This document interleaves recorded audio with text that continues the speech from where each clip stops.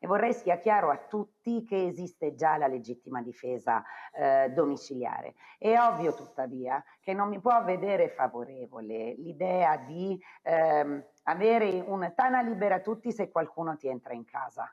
Esiste un principio di proporzionalità che il nostro legislatore prevede, ha previsto e ha comunque modificato alleggerendolo un po'. Sono andato negli Stati Uniti circa 12 volte, va bene? E ogni volta ho riscontrato tra virgolette, un aumento degli omicidi, un aumento di quello che riguarda la condizione di insicurezza dei diversi stati e contemporaneamente è diventata una specie di Far West.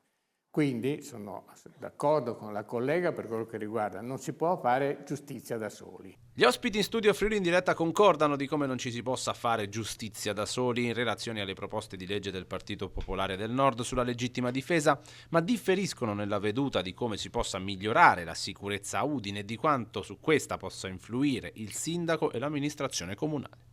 Sarebbe importante riuscire a costruire all'interno dei singoli territori della città, cioè quindi sto parlando dei quartieri, una sorta di politica dell'essere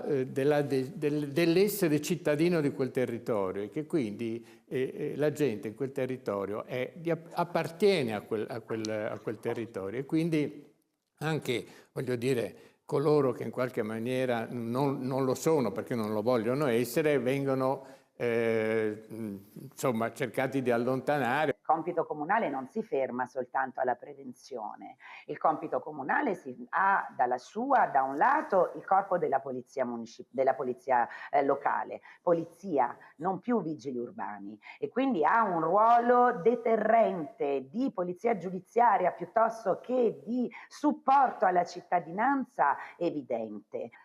Il comune ha il compito non solo di prevenire, ma di supportare, di aiutare, di essere fortemente presenti